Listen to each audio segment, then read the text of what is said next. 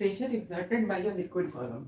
देखो कोई भी अगर लिक्विड का कंटेनर होता है या कोई भी लिक्विड का यूटेंसिल होता है तो वो हर पॉइंट पे कैसा भी वो कंटेनर हो, जैसे वो कंटेनर चाहे ऐसा कंटेनर हो कुछ जिसमें ऐसे लिक्विड भरा हो, या ऐसा कोई कंटेनर हो जिसमें लिक्विड भरा हो, या ऐसे करके ऐसा कोई कंटेनर हो जिसमें लिक्विड भरा हो, हर पॉइंट पे उसका जो प्रेशर होगा वो क्या होगा, रो एच और जी। हर पॉइंट पे प्रेशर क्या होगा, रो एच जी। इस पे भी प्रेशर क्या होगा, रो एच जी। यहाँ पे भी प्रेशर क्या होगा, रो एच और जी, रो एच और जी। अब यहाँ पे रो क्या है, रो मतलब डेंसिटी, किसका डेंसिटी, तो वाटर, ये जो लिक्विड जो इसमें फिल्ड आउट है। एच यानी कि हाइट उस लिक्विड का कौन कितना हाइट है, और जी यानी एक्सेलरेशन ड्यू टू ग्रेविटी, जिसके कारण वो लिक्विड जो कि 9.8 मीटर पर सेकेंड होता है। तो किसी भी जगह पे कैसा भी हो, मतलब अगर ऐसा कोई कंटेनर है जिसमें हाइट जो है वो एच है, या ऐसा कोई कंटेनर है जिसमें हाइट कुछ है, ऐसा कोई कंटेनर हो जिसमें हाइट क्या हो, एच हो, तो इन सारे में प्रेशर क्या होगा, रो एच जी। प्रेशर क्या होगा, रो एच जी। इसको रो बोलते हैं, आर ओ डब्ल्यू, इसको एच यानी हाइट ऑफ द कंटेनर, और ये g acceleration due to gravity, हर पॉइंट पे सिमिलर होगा। तो जैसे हम लोग एक एग्जांपल लिए एक कंटेनर का जिसका एरिया है ए। इस कंटेनर का जो कंटेनर यहाँ सामने दिख रहा है, इस कंटेनर का आपका एरिया क्या है, ए, और इसका वॉल्यूम हम लिए हैं वी। एरिया है ए और वॉल्यूम है वी। तो इसका अ, अ, और हाइट क्या है इसका, एच, हाइट क्या है इसका, एल। तो volume is equal to area into height, क्योंकि ये जो कंटेनर है, ये जो सिलेंडर है, ये कंटेनर कैसा है, सिलिंड्रिकल है, तो इसका वॉल्यूम क्या होता है, पाई आर स्क्वायर है।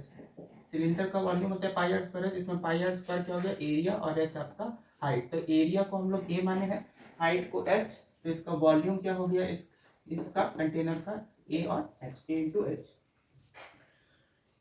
इसका भी प्रेशर क्या हो जाएगा, एवरी पॉइंट पे इसका प्रेशर होगा आपका रो एच और जी। एवरी पॉइंट पे, हर सिंगल पॉइंट पे इसका प्रेशर क्या होगा, रो एच जी। इस कंटेनर पे नीचे की तरफ एम जी वेट लग रहा है लिक्विड वॉल्यूम का, और ऊपर की तरफ F2 फोर्स, यानी ये कंटेनर को नीचे दो फोर्स दे रहा है, एक F1 फोर्स और एक mg, ये यानी उसका वेट और F1 फोर्स, ये दो फोर्स इस कंटेनर पे नीचे की तरफ लग रहा है, और ऊपर की तरफ केवल जो थ्रस्ट फोर्स है यानी F2 वो लग रहा है। तो F1 प्लस mg, अब याद रखो every action has equal and opposite reaction, याद ना। तो नीचे फोर्स क्या लग रहा है, F1 और mg, तो F1 प्लस mg किसके अपोजिट रिएक्ट करेगा, F2 के, इज इक्वल टू F2। ये समझ में आया। अब F1 में से F2 को अगर माइनस कर दें, F2 में से माइनस कर दें F1, तो क्या आ जाएगा, mg। F2 माइनस क्या आ जाएगा, mg आ जाएगा। इन सारे में ये जो इक्वेशन है इसको मानते हैं इक्वेशन नंबर 1। इस इक्वेशन नंबर 1 में दोनों तरफ एरिया से क्या करेंगे, डिवाइड कर देंगे, dividing by area on both side of equation 1। Equation 1 के दोनों तरफ, तो F2 माइनस F1, तो इधर भी एरिया से डिवाइड करेंगे और इधर भी mg अपॉन ए, एरिया से डिवाइड कर देंगे। तो यहाँ पे जब हम लोग इसको एरिया से डिवाइड किए तो एक एरिया जो ये डिवाइड किए इसको सेपरेट कर लेते हैं, तो सेपरेट करोगे तो F2 बाई ए और F1 बाई ए, ये सेपरेट हो कैसे एरिया लिखा गया। अब इसके बाद F2 बाई ए यानी फोर्स बाई एरिया, यहाँ पे फोर्स कौन सा लग रहा है, सेकंड जो अपथ्रस्ट फोर्स है, तो यहाँ पे प्रेशर क्या होगा, P2 minus F1 force by ए यानी P2 माइनस P1। ठीक है। अब यहाँ पे एक चीज देखो,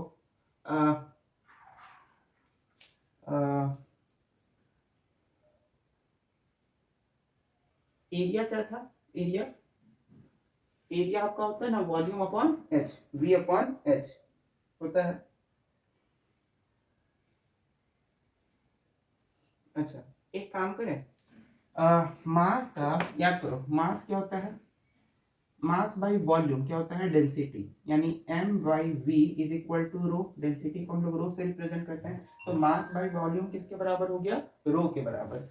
तो यहाँ से मास क्या हो जाएगा, रो इंटू वी, यहाँ से मास क्या हो जाएगा, रो इंटू वी, ये हो जाएगा मास। तो इस मास का जो वैल्यू है रो इंटू वी, उसको यहाँ पुट करेंगे, यहाँ जब पुट करेंगे रो वी जी बाई ए, ठीक। तो वॉल्यूम का मेरा फॉर्मूला क्या निकाले थे, एरिया इंटू हाइट, तो उसको पुट कर दीजिए। तो P2 minus P1 is equal to rho A H in g by A. इस ए से ये ए कैंसिल हो जाएगा, यहाँ पे क्या होता है, रो एच और जी। तो प्रेशर का जो डिफरेंस आया दोनों पॉइंट पे, यानी इस पॉइंट पे जो प्रेशर डिफरेंस था और इस पॉइंट पे जो प्रेशर डिफरेंस था, वो दोनों किसके बराबर हुआ, रो एच जी के। तो यहाँ से हमको ये समझ में आया कि P2 minus P1 is equal to rho H और जी। समझ में बात है, इसका क्या मतलब निकला कि if upper layer of cylinder is at free surface of liquid, अच्छा, कि प्रेशर डिफरेंस जो होगा, इस पूरे का जो प्रेशर होगा रो एच जी, उसके बराबर होगा इस कंटेनर का, अगर ऊपर से फोर्स लगे या नीचे से फोर्स लगे, कहीं से भी उसका जो प्रेशर डिफरेंस होगा वो इस कंटेनर में जितना प्रेशर लग रहा होगा चारों दीवार पे, इस कंटेनर के जिसके अंदर एक और कंटेनर है, तो इसके अंदर जो कंटेनर है उस पर जो प्रेशर लग रहा है, उसका जो प्रेशर डिफरेंस होगा वो इस कंटेनर पे, बाहर वाले कंटेनर के हर पॉइंट पे जो प्रेशर लगेगा उसके इक्वल होगा रो एच जी के। P2 minus P1 is equal to rho H G. अगर मानते हैं कि ये जो अपर लेयर है इस सिलेंडर का, ये सिलेंडर का जो ये अपर लेयर है, ये अगर फ्री सरफेस है, फ्री सरफेस है मतलब उस पर कोई भी प्रेशर हम लोग नहीं लगा रहे, तो तब भी उस पर एटमॉस्फेरिक प्रेशर लग रहा है, तब भी उस पर क्या लग रहा है, एटमॉस्फेरिक प्रेशर लग रहा है। तो अगर मानते हैं कि P1 आपका एटमॉस्फेरिक प्रेशर है, P1 क्या है आपका एटमॉस्फेरिक प्रेशर है, PA से डिनोट कर दिए, यानी F1 पे जो प्रेशर लग रहा है P1, वो क्या है आपका एटमॉस्फेरिक प्रेशर है, वो क्या है एटमॉस्फेरिक प्रेशर। और P2 यानी F2 फोर्स पे जो प्रेशर लग रहा है, इसको सिंपली कह दिए P, इसको सिंपली क्या बोल दिए P, P2 को सिंपली बोल दिए P। समझ में बात है, तो PA यानी अब देखो यहाँ से P minus PA, P minus PA is equal to क्या आ रहा है, रो एच जी, रो एच जी। और इसी को हम लोग जो है गॉज प्रेशर बोलते हैं, इसी को क्या बोलते हैं, गॉज प्रेशर, गॉज प्रेशर इसी को बोला जाता है, जिसमें ये जो P होता है ये क्या होता है, एब्सोल्यूट प्रेशर। ये जो हम P लिए हैं, यानी ये जो P2 F2 फोर्स जो लग रहा है, जिसके पे प्रेशर P2 लग रहा है, इस P को लेते हैं एब्सोल्यूट प्रेशर, इसको क्या लेते हैं, एब्सोल्यूट प्रेशर। तो एब्सोल्यूट प्रेशर क्या हो जाएगा आपका, यहाँ तो ये गॉज प्रेशर हुआ, यानी absolute pressure minus atmospheric pressure जो है रो एच जी के बराबर हुआ, तो वो आपका क्या हो गया, गॉज प्रेशर। और यहाँ से अगर P निकालना होगा तो P क्या हो जाएगा, हाँ लिख दे, यहाँ लिख दे, P हो जाएगा आपका atmospheric pressure plus rho H g, तो rho H g plus atmospheric pressure, ये हो गया आपका एब्सोल्यूट फार्मूला, ये हो गया आपका गॉज प्रेशर, और ये हो गया pressure difference at a point, note कर लेना है। ये क्या है आपका एब्सोल्यूट प्रेशर, ये जो P है, ये P क्या है आपका एब्सोल्यूट प्रेशर, P क्या है एब्सोल्यूट प्रेशर है।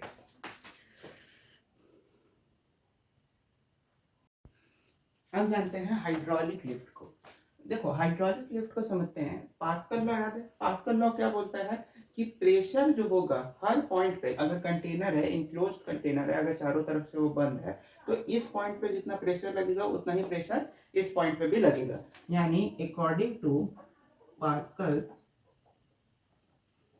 Law F by A is equal to F by A, इसमें तो कोई दिक्कत नहीं है, यानी इस पॉइंट पे जितना फोर्स और ए प्रेशर लग रहा है उतना ही प्रेशर इस पॉइंट पे भी लगेगा। तो इस पॉइंट का एरिया है स्मॉल है और यहाँ पे फोर्स लग रहा है स्मॉल एफ, यहाँ पे फोर्स लग रहा है कैपिटल एफ और एरिया क्या है कैपिटल ए। तो यहाँ से अगर फोर्स निकालें तो फोर्स क्या हो जाएगा, F by A is equal, sorry F/A into A, F/A into A. अब यहाँ पे एक चीज देखो, यहाँ से हमको इतना पता चल रहा है कि force is equal to F into A/A है। यानी यहाँ पे जो कैपिटल ए है उसका एरिया, कैपिटल ए जो है वो ज्यादा है as compare to small A. Since जो इस पॉइंट पे जो एरिया है, इसका एरिया इसके कंपैरिजन में क्या है, ज्यादा है। Since A is greater than small A, तो देयरफॉर फोर्स, अगर इस पॉइंट पे एरिया इस पॉइंट के कंपैरिजन में ज्यादा है तो इस पॉइंट पे जो फोर्स लग रहा होगा वो भी इस पॉइंट के कंपैरिजन में क्या होगा, ज्यादा होगा। तो force is also greater than small F. Small F को ऐसे लिखते हैं कि कंफ्यूजन ना हो। इस पॉइंट पे जो फोर्स लग रहा होगा वो भी क्या होगा, उससे ज्यादा ही होगा। का मतलब ये हुआ कि ये जो लार्जर एरिया है इस पे अगर हम लोग को लार्ज फोर्स को ऑब्टेन करना है, इस लार्जर एरिया पे अगर लार्जर एरिया पे लार्ज फोर्स को ऑब्टेन करना है तो हम लोग स्मॉलर एरिया पे स्मॉल फोर्स लगाएंगे। क्योंकि अगर स्मॉलर एरिया पे स्मॉल फोर्स लगेगा तो वो ऑटोमेटिकली इक्वल होगा लार्जर पिस्टन पे जो ज्यादा एरिया है उस पर ज्यादा फोर्स लगेगा। क्यों? क्योंकि पास्कल लॉ यही चीज बताता है। तो यही चीज यहाँ से हम लोग को समझ में आया कि अगर हम लोग को इस लार्जर एरिया वाले पे ज्यादा फोर्स लगाना है तो उसके लिए स्मॉल एरिया वाले पे कम फोर्स ही लगाना होगा। यही है आपका हाइड्रोलिक लिफ्ट। चलो मरकरी बैरोमीटर को समझ लेते हैं। मरकरी बैरोमीटर को ऐसे समझो जैसे ये एक ट्यूब है, 100 सेंटीमीटर का क्या है, ट्यूब है। इसमें हम मरकरी लिए, इसमें क्या लिया, मरकरी लिया, और इसको क्या किया, ऐसे उल्टा करके ये कंटेनर है जिसमें इस मरकरी से भरा हुआ 100 सेंटीमीटर का जो ट्यूब है इसको उल्टा करके इसमें डाल दिए। तो उल्टा करके जब डाले तो इस कंटेनर में जो लिक्विड है, इस कंटेनर में जो लिक्विड है उसका जो सतह है वो क्या है, पॉइंट सी है, और इस पे जो प्रेशर लग रहा है वो एटमॉस्फेरिक प्रेशर लग रहा है। पॉइंट सी पे जो प्रेशर लग रहा है वो कौन सा प्रेशर लग रहा है, एटमॉस्फेरिक प्रेशर, क्योंकि वो जो सरफेस है लिक्विड का उसके ऊपर क्या है, एटमॉस्फेयर, तो उस पर एटमॉस्फेरिक प्रेशर लगेगा। ये जो लिक्विड है, जो इसमें ये जो मरकरी है, पॉइंट बी पे इस पे जो प्रेशर लग रहा है वो क्या है, पीबी, और पॉइंट ए पे उस पर कोई प्रेशर नहीं लग रहा है। यानी ये जो पॉइंट ए के ये जो लेवल है पॉइंट ए का, इसके ऊपर जितना भी स्पेस है ये क्या है आपका वैक्यूम, ये क्या है, वैक्यूम है। तो इस पे प्रेशर क्या लग रहा है, 0। तो यहाँ पे जानना ये है कि ये जो 76 सेंटीमीटर का इतना जो पोर्शन है, यानी जिसमें प्रेशर बी लग रहा है, पीबी लग रहा है, ये कितना है। तो प्रेशर एट पॉइंट बी कितना होगा, देखते हैं। क्या देखना है, प्रेशर एट पॉइंट बी। तो प्रेशर बी पॉइंट पे कितना लग रहा होगा, तो प्रेशर बी पॉइंट पे लग रहा होगा pressure at point A plus pressure of mercury, ये जो मरकरी है यानी 76 सेंटीमीटर कॉलम हाइट का इसमें जो मरकरी है उस पे जितना प्रेशर होगा उसका जो प्रेशर होगा वही इस पे लग रहा होगा, इस सरफेस पे। तो pressure of mercury of column 76 centimetre height, 76 centimetre height का जो कॉलम है इसमें जो मरकरी भरा हुआ है इस उसका जो प्रेशर लग रहा होगा बी पॉइंट पर वही आपका पीबी होगा। तो PA plus pressure of mercury of column 76 centimetre is equal to pressure at point B. तो pressure at point B is equal to हो जाएगा प्रेशर एट पॉइंट ए, तो प्रेशर एट पॉइंट ए क्या है, 0, क्योंकि vacuum है, plus इसका क्या हो जाएगा, रो एच जी। तो 0 प्लस मरकरी का डेंसिटी, रो ही मानते हैं अभी। हाइट इसका कितना है, 76 सेंटीमीटर का कॉलम है, तो इंटू 76 इंटू जी का फॉर्मूला 9.8। अब मरकरी का जो डेंसिटी होता है वो होता है 13.6 into 10 to the power 3 into 76 into 9.8। यहाँ पे लिख देते हैं सिंस डेंसिटी यानी रो एच जी मरकरी का होता है 13.6 इंटू 10 टू द पावर 3। तो अब जब इस पूरे को हम लोग क्या करेंगे, सॉल्व करेंगे, तो आपका रिजल्ट आएगा 1.013 into 10 to the power 6 pascal.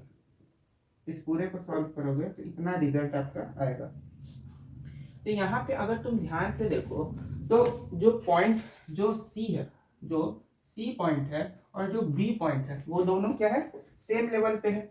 दोनों क्या है, सेम लेवल पे है। यानी सी पॉइंट पे जितना प्रेशर लग रहा होगा उतना ही प्रेशर आपका बी पॉइंट पे भी लग रहा होगा। और पॉइंट सी पे आपका कौन सा प्रेशर लग रहा है, एटमॉस्फेरिक प्रेशर। यानी जितना एटमॉस्फेरिक प्रेशर सी पॉइंट पे लग रहा है उतना ही प्रेशर आपका पॉइंट बी पे भी लग रहा होगा। तो यहां से हमको पता चल गया कि एटमॉस्फेरिक प्रेशर कितना होता है, 1.013 इंटू 10⁶ पास्कल। इतना होता है आपका एटमॉस्फेरिक प्रेशर। और 1 पास्कल, 1 पास्कल जो है वो 1 न्यूटन मीटर स्क्वायर के बराबर होता है। 1 पास्कल किसके बराबर होता है, 1 न्यूटन मीटर स्क्वायर के। समझ में बात है। तो हम लोग को यहाँ से मर्करी बैरोमीटर से पता चल गया कि atmospheric pressure is equal to atmospheric pressure, ठीक है। समझ में बात है, नोट कर लो।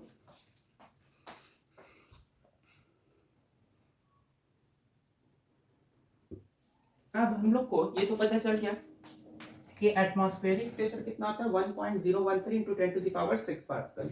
अब एटमॉस्फेयर का थिकनेस निकालते हैं। तो सपोज करते हैं, थिकनेस मतलब उसका हाइट, एटमॉस्फेयर का वो जो हाइट है, मोटाई, थिकनेस। तो लेट द थिकनेस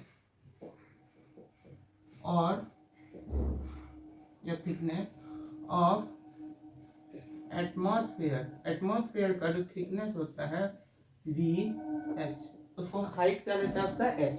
तो एटमॉस्फेरिक प्रेशर आपका 1.013 इंटू 10⁶ पास्कल होता है। अब प्रेशर का फॉर्मूला क्या होता है, रो एच जी, ये हम लोग डिफाइन कर चुके हैं। तो इसका हाइट तो h नहीं है तो इसको भी h ही रखते हैं, is equal to 1.013 into 10⁶ pascal. अब रो और जी, इन दोनों का वैल्यू हम लोग को पता है, रो और जी का भी वैल्यू पता होना चाहिए। एटमॉस्फेयर का जो डेंसिटी होता है, यहाँ लिख देंगे। यहाँ से हाइट हम लोग को मिलता है 1.013 इंटू 10⁶ अपॉन 1.3 इंटू 9.8। यहाँ पे लिख लेना, सिंस डेंसिटी ऑफ एटमॉस्फेयर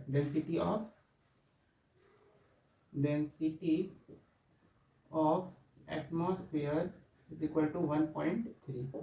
तो 1.3 इंटू 9.8, इसको जब सॉल्व करोगे तो आपको हाइट जो है अप्रोक्सीमेटली 8000 मीटर के आसपास आएगा, अप्रोक्सीमेटली 8000 मीटर। और 8000 मीटर आएगा, जिसको कि अप्रोक्सीमेटली 8000 है ना, तो h is approximately equal to 8000 metre और 8 किलोमीटर।